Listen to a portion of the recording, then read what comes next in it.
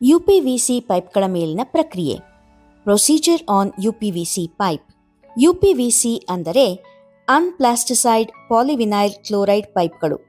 ಸಾಂಪ್ರದಾಯಿಕ ಜಿಐ ಪೈಪ್ಗಳಿಗೆ ಆಧುನಿಕ ಮತ್ತು ಉತ್ತಮ ಪರ್ಯಾಯವೆಂದು ಪರಿಗಣಿಸಲಾಗುತ್ತದೆ. ಈ ಪೈಪ್ಗಳು ತುಕ್ಕು ಮತ್ತು ಬ್ಯಾಕ್ಟೀರಿಯಾ ನಿರೋಧಕವಾಗಿರುವುದಲ್ಲದೆ ಸುರಕ್ಷಿತ ಮತ್ತು ಕುಡಿಯುವ ನೀರಿನ ಹಾಗೂ ತಣ್ಣೀರಿನ ಸರಬರಾಜಿಗೆ ಸೂಕ್ತವಾಗಿವೆ. ಇವುಗಳ ವಿಶಿಷ್ಟ ಲಕ್ಷಣಗಳು ಅವುಗಳ ಶಕ್ತಿ, ಹಗುರತೆ ಮತ್ತು ಅಳವಡಿಕೆಯಲ್ಲಿ ಸುಲಭತೆ. ಇದಕ್ಕಾಗಿಯೇ ಇಂದು ಅವುಗಳ ಬಳಕೆ ವೇಗವಾಗಿ ಹೆಚ್ಚುತ್ತಿದೆ. ಯುಪಿವಿಸಿ ಪೈಪ್ಗಳು ಹಲವಾರು ವಿಧಗಳಲ್ಲಿ ಲಭ್ಯವಿದೆ. ಸಾಮಾನ್ಯವಾಗಿ ಬಳಸಲಾಗುವುದೆಂದರೆ ಶೆಡ್ಯೂಲ್ 40 ಮತ್ತು ಶೆಡ್ಯೂಲ್ 80 ಪೈಪ್ಗಳು. ಈ ವಿಡಿಯೋದಲ್ಲಿ ಶೆಡ್ಯೂಲ್ 40 ಯುಪಿವಿಸಿ ಪೈಪ್ನಲ್ಲಿ ಸರಿಯಾದ ರೀತಿಯಲ್ಲಿ ಫಿಟ್ಟಿಂಗ್ ಹೇಗೆ ಮಾಡಬೇಕು ಎಂಬುದನ್ನು ಕಲಿಯುತ್ತೇವೆ. ಯುಪಿವಿಸಿ ಪೈಪ್ನೊಂದಿಗೆ ಕೆಲಸ ಮಾಡಲು ಈ ಕೆಳಗಿನ ಉಪಕರಣಗಳು ಬೇಕಾಗುತ್ತವೆ: measurement tape, hacksaw frame, file, deburring tool, adjustable wrench, sketch pen, 15 mm UPVC pipe, Teflon tape, UPVC solvent cement. ಪ್ರಮುಖ ಕೆಲಸಗಳನ್ನು ಮಾಡುವಾಗ ಸುರಕ್ಷತಾ ಕ್ರಮಗಳನ್ನು ತೆಗೆದುಕೊಳ್ಳುವುದು ಬಹಳ ಮುಖ್ಯ.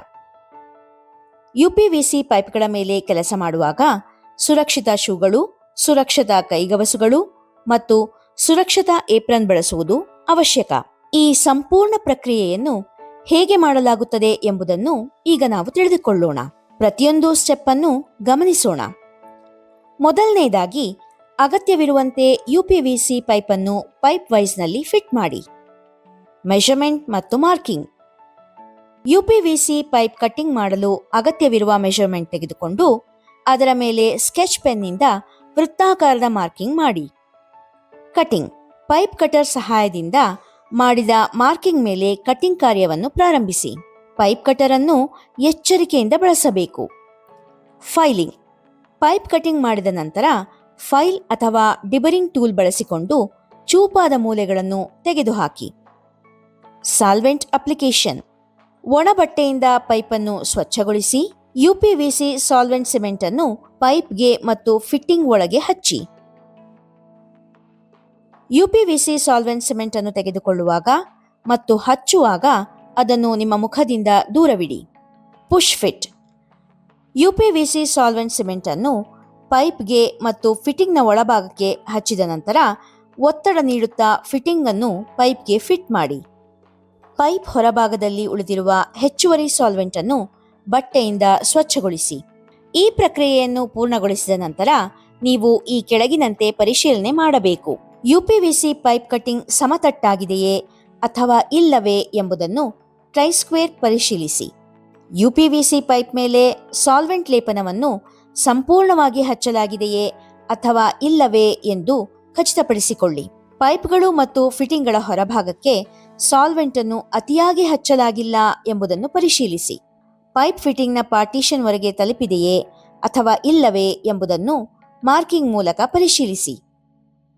ಬನ್ನಿ, ಯುಪಿವಿಸಿ ಶೆಡ್ಯೂಲ್ 40 ಪೈಪ್ ಪ್ರಕ್ರಿಯೆಯನ್ನು ಸಂಕ್ಷಿಪ್ತವಾಗಿ ಮತ್ತೊಮ್ಮೆ ಅರ್ಥ ಮಾಡಿಕೊಳ್ಳೋಣ.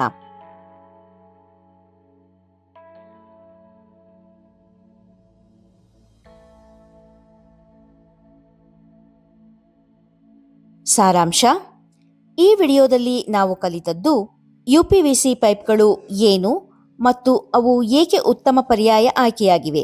ಶೆಡ್ಯೂಲ್ 40 ಪೈಪ್ನಲ್ಲಿ ಫಿಟ್ಟಿಂಗ್ ಮಾಡಲು ಅಗತ್ಯವಿರುವ ಸಾಮಗ್ರಿಗಳು ಮತ್ತು ಉಪಕರಣಗಳು, ಯಾವ ಸುರಕ್ಷತಾ ಮುನ್ನೆಚ್ಚರಿಕೆಗಳನ್ನು ತೆಗೆದುಕೊಳ್ಳಬೇಕು, ಪೈಪ್ಗಳನ್ನು ಹೇಗೆ ಅಳೆಯುವುದು ಮತ್ತು ಗುರುತು ಮಾಡುವುದು, ಪೈಪ್ ಕಟ್ಟಿಂಗ್, ಫೈಲಿಂಗ್ ಮತ್ತು ಸಾಲ್ವೆಂಟ್ ಹಚ್ಚುವ ಸರಿಯಾದ ವಿಧಾನ, ಪುಷ್ ಫಿಟ್ ತಂತ್ರವನ್ನು ಬಳಸಿಕೊಂಡು ಪೈಪ್ಗಳು ಮತ್ತು ಫಿಟ್ಟಿಂಗ್ಗಳನ್ನು ಹೇಗೆ ಸೇರಿಸುವುದು, ಫಿಟ್ಟಿಂಗ್ ನಂತರ ಪರಿಶೀಲಿಸಬೇಕಾದ ಪ್ರಮುಖ ವಿಷಯಗಳು ಯಾವುವು. ಈಗ ನಿಮಗಾಗಿ ಒಂದು ಕೆಲಸವಿದೆ. ತೋರಿಸಿರುವ ಸ್ಟೆಪ್ ಪ್ರಕಾರ ನೀವು ಅದನ್ನು ಯುಪಿವಿಸಿ ಶೆಡ್ಯೂಲ್ 40 ಪೈಪ್ನಲ್ಲಿ ಫಿಟ್ಟಿಂಗ್ ಮಾಡಿ ನೋಡಿ.